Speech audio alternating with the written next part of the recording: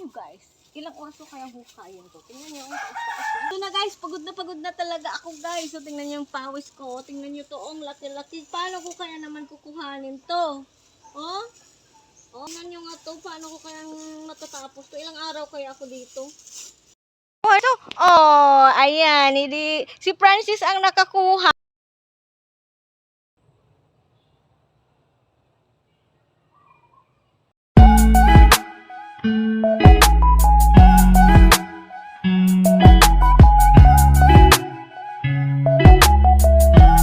Magandang araw sa inyong lahat, sa mga aking mga subscriber at sa mga hindi pa subscriber, pa-subscribe na po. So, ngayong araw ang topic natin ay about sa, alam nyo ba yung topic ko ngayon? Alam ko hindi. Ha. So, yung topic ko ngayon ay ito. Alam nyo ba kung ano ito? Ito.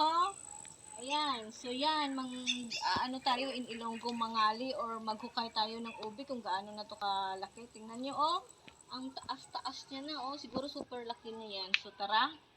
Samahan niyo ako. Tara. Sa ating paghukay, syempre may gagamitin tayo. Ito, mayroon tayong ito. Yung panghukay. Ayan. Tsaka, ayan. Tsaka gloves. So, yan gagamitin natin sa paghukay. So, tara. Let's go.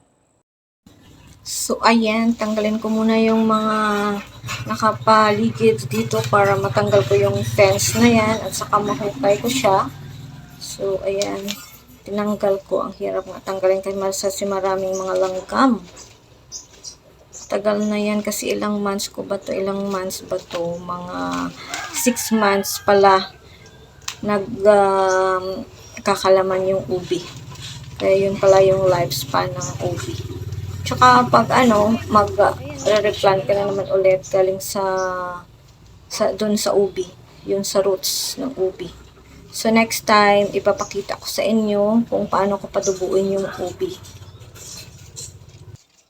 Ayan, pinagugupit-gupit ko para matanggal.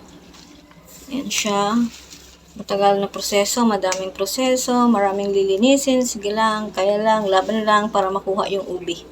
Ayan, malapit na siyang matanggal yung fence kasi yung mga baging, yung vine ba ng ubi, nakakapit na dun sa fence. Kasi nalagyan ko ng fence para may makapitan siya at saka yung hindi siya anuhin ng mga manok kasi maraming mga manok dito sa paligid. So, ayan, natanggal ko na siya. So, ayan, mag-start na tayo maghukay ng ubi.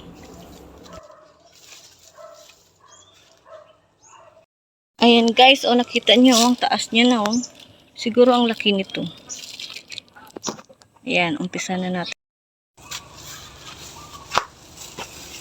So, palagay nyo guys, ilang oras ko kayang hukayin to? Tingnan nyo, ang taas-taas ko. Kaya ko kayang hukayin to guys. Palagay nyo lang, kaya ko kayang hukayin to ubi nito. So, let's try.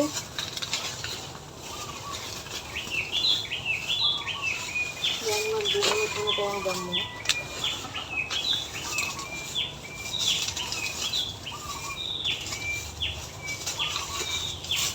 Let's try and try.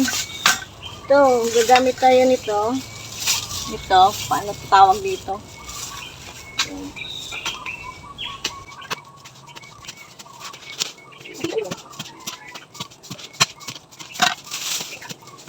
Ay, ito. Mango. Tingnan nyo ito, natamaan ko. Yan, tuloy lang natin.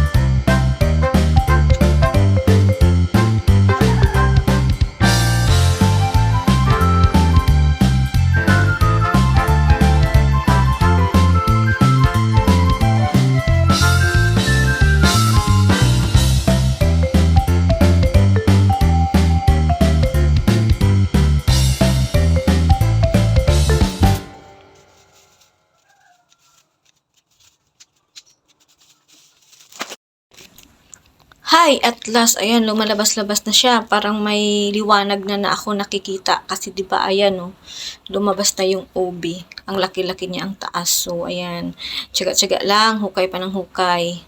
Hukayin pa ng hukayin.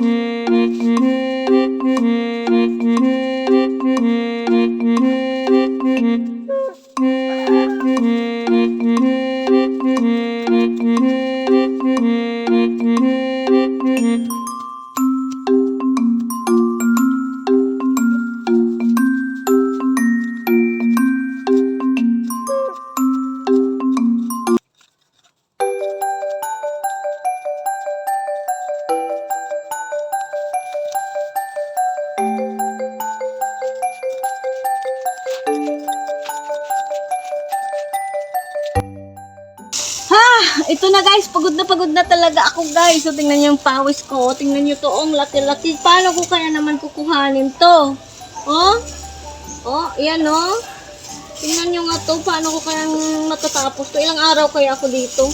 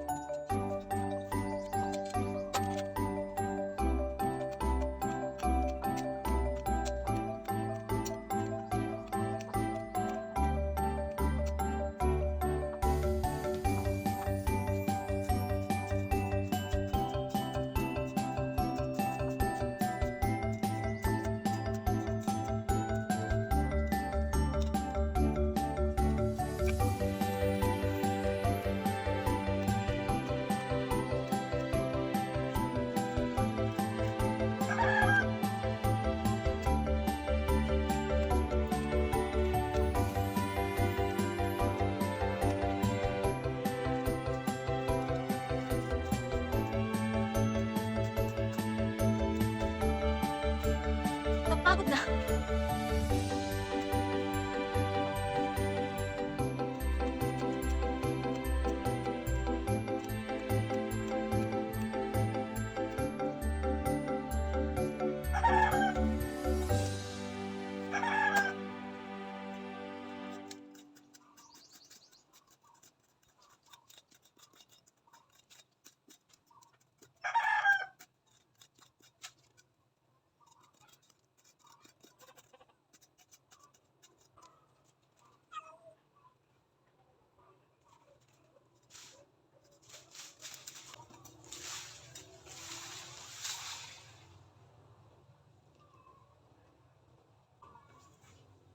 So, ito na nga guys.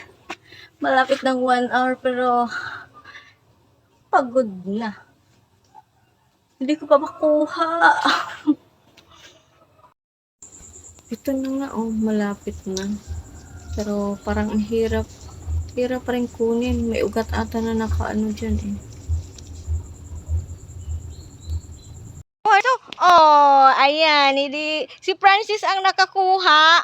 Ako inako. So, ayan na nga guys. So, nakuha ko na. Oh, super laki. Ang bigat-bigat. Ilang kilo kala to. Siguro mga